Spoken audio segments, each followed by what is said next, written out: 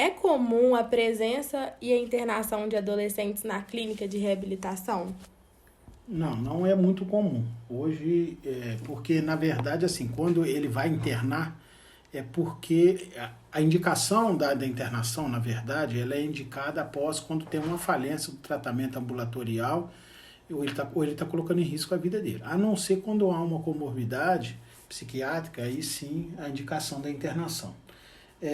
E ele primeiro, nessa fase, ele ainda está numa fase ainda que a gente chama de lua de mel com as drogas. Então, é muito comum, nesse momento, ele não aceitar a internação. E a internação, ela na verdade, ela deve ser evitada a todo momento. Ela tem outros tipos de trabalho, o trabalho ambulatorial, só quando há uma falência do tratamento ambulatorial que ele vai internar. Então, não é tão comum a internação de adolescentes, não, a não ser quando há uma comorbidade. Quando há internação, como é o comportamento deles nesse processo terapêutico? Normalmente às vezes, costuma ser muito agitado, porque muitas vezes ele vai fazer essa internação, ele ainda não tem ainda uma crítica com relação à questão da dependência, né, do uso de drogas. Normalmente ele vai motivado às vezes pela família, a família que busca ajuda, então é comum ele não estar muito motivado por tratamento. Mas num primeiro momento ele não aceita, mas existem ferramentas que possam fazer com que ele aceite mais o tratamento, conheça a problemática da dependência química e com o tempo ele vai aceitando o tratamento. Mas depende muito como essa pessoa chega, o grau de envolvimento dele com as drogas, a questão da comorbidade, a questão da motivação. Então, o comportamento dele vai depender de uma série de questões que devem ser avaliadas no primeiro momento, no primeiro contato com ele. E quanto aos familiares, como eles se comportam, né, diante do ocorrido dessa internação? Normalmente o familiar às vezes nos procura, ele está um pouco desorientado, ele está um pouco assustado com relação à questão da internação, que na verdade às vezes é muito traumática, né, para a pessoa, para o paciente e para o familiar. E muitas vezes o familiar, até por não saber lidar com essa situação, ele pode de uma forma inconsciente vir atrapalhar o tratamento. Então tem que ter um manejo muito bom da equipe de trabalho para que ele possa ser ajudado. Então a família ele pode tentar salvar essa pessoa, ele pode tentar achar que se culpar, muitas vezes, o familiar principalmente, se culpar porque essa pessoa usa droga, né? Então é preciso também fazer um trabalho com a família. Então com certeza não se faz trabalho com dependência química sem abordar o familiar. E a família fica um pouco desorientada. Então ela precisa de receber orientação, ela precisa entender a problemática da dependência química e ela precisa ter confiança na equipe que está cuidando do seu familiar. O que fazer com o sujeito na sua reintegração social após a alta?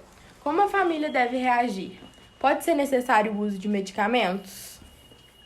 É comum fazer o uso de medicação, porque pode ser que essa pessoa tenha uma comorbidade psiquiátrica, pode ser que ele precise tomar por causa da fissura da substância, né, o craving da droga, do uso da droga.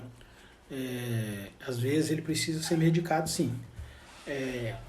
Nós acho que é interessante fazer essa reintegração, esse período de reintegração antes da alta, porque nesse período de reintegração nós podemos trabalhar com ele algumas questões como prevenção de recaída, usar as ferramentas para ele se manter em abstinência lá fora, orientar a família com relação ao comportamento. Então, quando essa reintegração é feita antes da alta, há uma possibilidade de poder corrigir alguma coisa que ainda pode vir levar ela a ter uma recaída. Então, a prevenção da recaída ela deve ser trabalhada antes. E toda orientação para a família, ele deve continuar o tratamento pós-internação a nível ambulatorial, acompanhamento com psiquiatra e com psicólogo. De acordo com a sua experiência, pacientes mais velhos dependentes químicos têm um histórico do começo de uso das drogas na adolescência? É muito comum começar a fazer iniciar o consumo de substância psicoativa na adolescência, por várias questões, né? mudança do corpo, adequação psicológica, dificuldade de se relacionar com o outro grupo. Então, curiosidade, são vários fatores. Mas é muito comum a gente ver pessoas, pacientes que começaram a usar lá na adolescência. Isso é muito comum. A maioria começa realmente na adolescência. E o que se observa hoje é que cada vez mais estão começando mais cedo. Então, as dificuldades, os problemas, eles irão aparecer mais cedo na vida da pessoa. Para finalizar, sabemos que o adolescente anda na contramão do mundo justamente para buscar o reconhecimento dos adultos. Nesse caso, a droga é um dos caminhos nesse processo de afronta e em uma dessas disputas pode se ver totalmente dependente da substância. Você, como profissional em dependência química, o que acha que é importante na estrutura familiar e social para evitar esse apego e submissão à droga? A falta de função materna ou paterna pode influenciar nesse processo?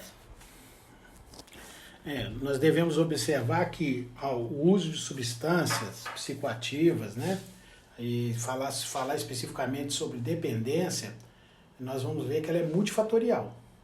São vários fatores que caracterizam, né, que levam a pessoa. Né? Alguns principais a gente vê a hereditariedade é um fator importante. Né? Alguns falam que é pela questão genética, outros falam que é questão psicossocial. A questão mesmo da compulsão, existem pessoas que são mais compulsivas que outras. Essa questão psicológica, né, da questão da figura paterna, materna, com certeza dá para observar. O que dá para observar, fazendo a abordagem lá dos familiares, é que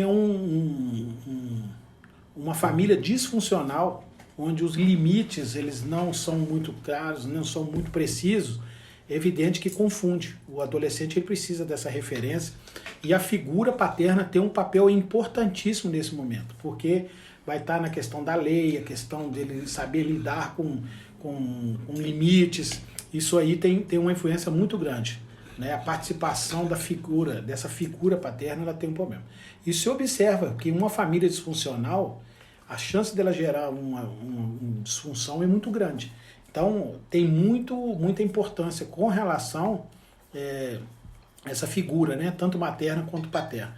Nós observamos pessoas com índice de rejeição muito alto, pessoas com autoestima muito baixa, pessoas que às vezes ficaram faltando afeto muito, né? Então nós vemos assim que uma família mais funcional, né, digamos assim, uma família bem mais com as figuras maternas e paternas, né, bem passadas, fica muito mais fácil dele poder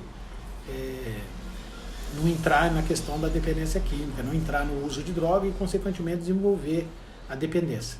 E, às vezes, a dependência, a própria droga, ela vai ocupar um espaço que ficou faltando na vida dessa pessoa. Uma carência afetiva, ela pode vir tentar lidar com esses sentimentos, né, de uma forma a amortecer esses sentimentos que ele tem, seja de rejeição, seja de dificuldade de limite, essas coisas todas. Então, é muito importante, né, esses papéis. E hoje se observa, né, atualmente, uma dificuldade muito grande dos pais de passar valores para os filhos. Né? Hoje em dia nós estamos numa geração onde é muito mais importante ter do que ser. Nós tínhamos uma geração que era importante ser honesto, ser correto com as coisas. Hoje é muito mais importante o celular que você tem, o carro que você tem. Então, essa sociedade de consumo, né, onde os valores são passados para a pessoa, principalmente o adolescente, vai estar passando essa questão dos valores, ele pode vir a confundir. E aí a questão da droga encontrar um campo fértil e se instalar na vida dessa pessoa.